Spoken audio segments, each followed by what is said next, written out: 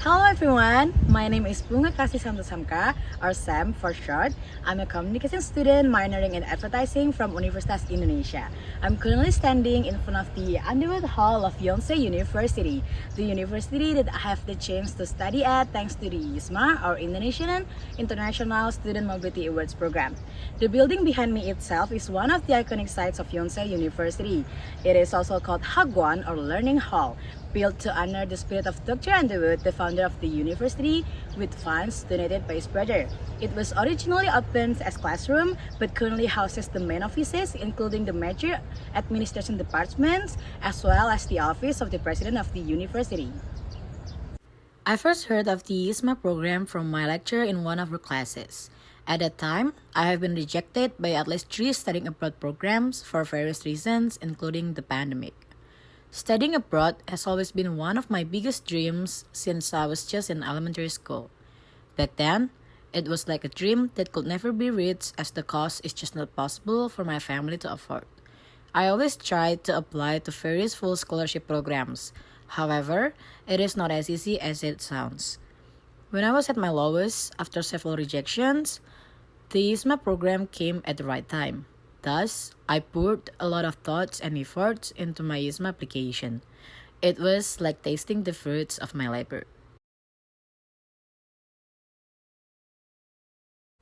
I'm thankful and grateful to have been chosen as one of IISMA awardees here in Yonsei University for their spring semester. As a communication student for my semester here, I took 2 classes which are in line with my major, such as Understanding of Digital Media, Media Communication in Korea, and Korean Popular Culture and Korean Wave. From these classes, I have gained in-depth knowledge about how media companies and the media industry, including the K-pop industry in South Korea, operate. As Yonsei still requires almost all of the classes to be taken online to prevent the spread of the coronavirus, there is not much difference of lecture styles between my home and host universities.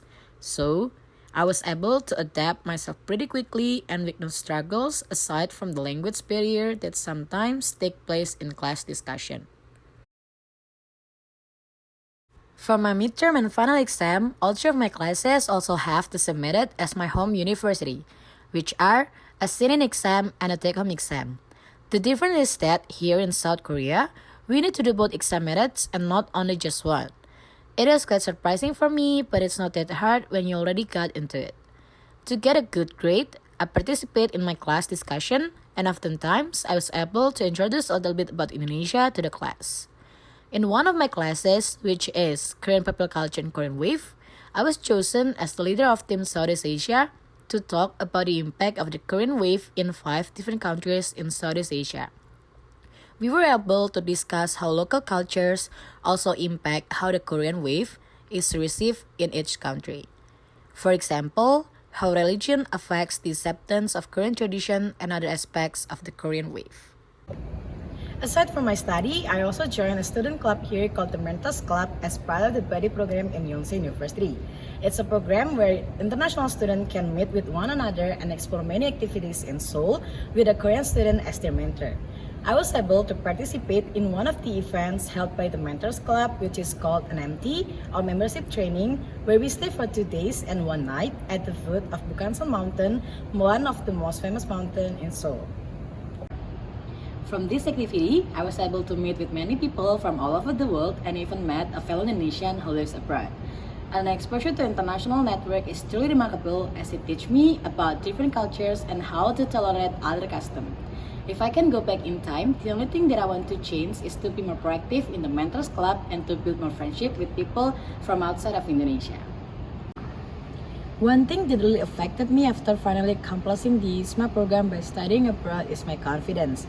Before, I was so shy to talk in English and afraid of how people may judge me when they heard my accent. However, now that I'm in a country which requires me to talk in a language that I don't use regularly back home, it has improved my English to a significant level. Even if I make several mistakes in my grammar, I found out that people here don't really care about it as long as they still get the gist of it. Also, thanks to my roommate who is from the US, I was able to exchange and understand better the differences of culture between Indonesia and the US while also sharing our experience with the Korean cultures. By joining the IISMA program, I have matured as a person, a student, and part of the Indonesian community here in South Korea. The program has taught me many things aside from improving my confidence, such as how to adapt to a whole new environment, balancing life as a student, while also trying to absorb as much as non-academic knowledge, such as the subculture here, and also trying to enjoy the life of a K-popers. I'm officially IISMA biased because having the chance to study abroad is a big leap for the future and will only bring many benefits along the way. People to go abroad.